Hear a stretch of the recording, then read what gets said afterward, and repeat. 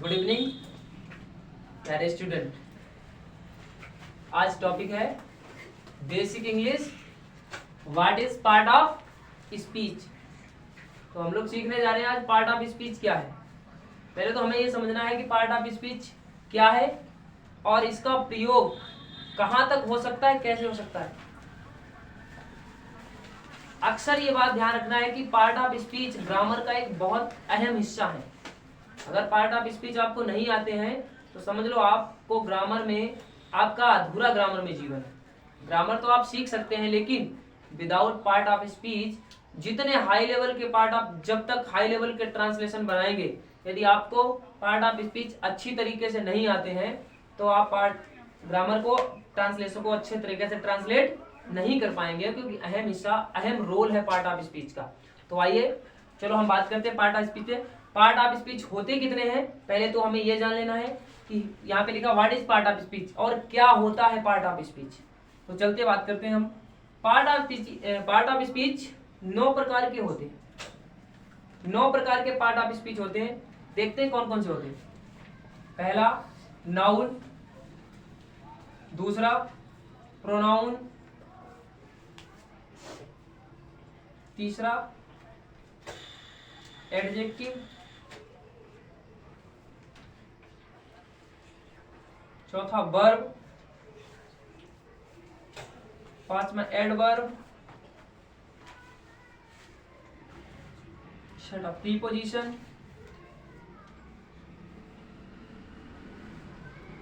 सातवां conjunction,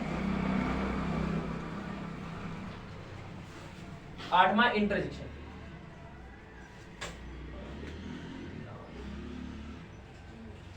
introduction.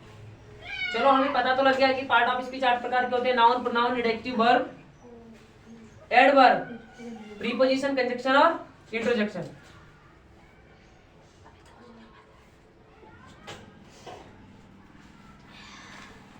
हमें पता लग गया कि पार्ट ऑफ स्पीच 8 प्रकार के होते हैं। Noun, pronoun, adjective, verb, adverb, preposition और कंजंक्शन।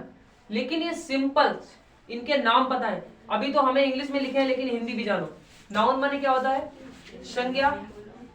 प्रोनाउन माने क्या होता है? सर्वनाम, सर्वनाम। एडजेक्टिव माने होता है विशेषण।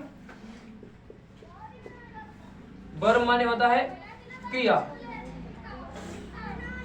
एडवर्ब माने क्या होता है? क्रिया विशेषण, क्रिया विशेषण। प्रीपोजिशन माने होता है पूर्व शर्त। कंजंक्शन माने होता है संयोजक। इंटरजेक्शन माने होता है विस्मयादिबोधक, विस्मयादिबोधक। चलो हमने बात कर ली हिंदी की। संज्ञा, सर्वनाम, विशेषण, क्रिया विशेषण, पूर्व शर्त और संयोजक और विस्मयादिबोधक। तो सबसे पहले हम बात करते हैं नाउन। नाउन है क्या? What is noun? नाउन है क्या? चलिए हम नाउन के बारे में बात करते हैं। नाउन क्या है? नाउन को हिंदी में कहा गया है संज्ञा। संज्ञा किसी व्यक्ति, वस्तु, स्थान अथवा भाव के नाम का बोध कराता है, वो नाउन कहलाता है। अब नाउन कुछ भी हो सकता है। जिस व्यक्ति का, जो कोई नाम किसी व्यक्ति का बतलाएगा वो नाउन कहलाएगा। जो किसी व्यक्ति का नाम बताएगा, किसी जगह का नाम बताएगा, किसी चीज का नाम बताएगा, वो नाउन कहलाएगा। देखते हैं तो नाउन की definition. Noun is the name of place और पर्सन, एनी थिंग्स। नाउन की कैटेगरी में कुछ भी आ सकता है और वो शब्द नाउन ही कहलाएगा। जो किसी का नाम बताएगा, जो किसी वस्तु या व्यक्ति या स्थान का नाम बताएगा, संज्ञा कहलाएगा। संज्ञा कहलाएगा। अब एक चीज और ध्यान रखना है कि हो क्या सकता है। नाउन में अक्सर कहा गया noun is the name of place और पर्सन इन थिंग्स। तो नाउन में हो क्या क्या सकता है, आइए देखते हैं। जैसे एग्जाम्पल में दिया हुआ है Ram is going to market. Ram is going to market.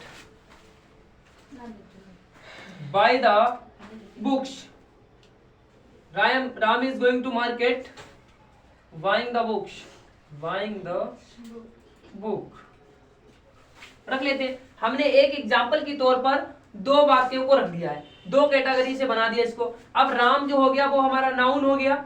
Noun एक संज्ञा है, तो राम को हमने, राम एक मेल जेंडर है, और जो किसी व्यक्ति का नाम है तो ये भी नाउन की कैटेगरी में आता है। दूसरा मार्केट, मार्केट एक बाजार अर्थात एक स्थान, तो ये भी नाउन के ही अंतर्गत आता है। तीसरा बाय द बुक, और हमने वहां से एक वस्तु को खरीदा है, वो क्या है, पुस्तक, तो ये भी नाउन ही है।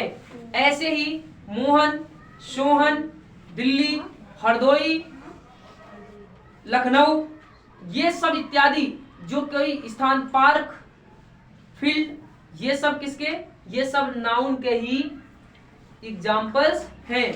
मोहन, सोहन, टेबल, कुर्सी, पेड़, लकड़ी, डेस्टर, मार्कर, ये सब क्या है, ये नाउन के ही एग्जाम्पल्स हैं। तो नाउन जो किसी व्यक्ति वस्तु का नाम बताएगा वो नाउन कहलाएगा। और संज्ञा का टेंस में एक बहुत अहम रोल होता है, बहुत बड़ा रोल होता है।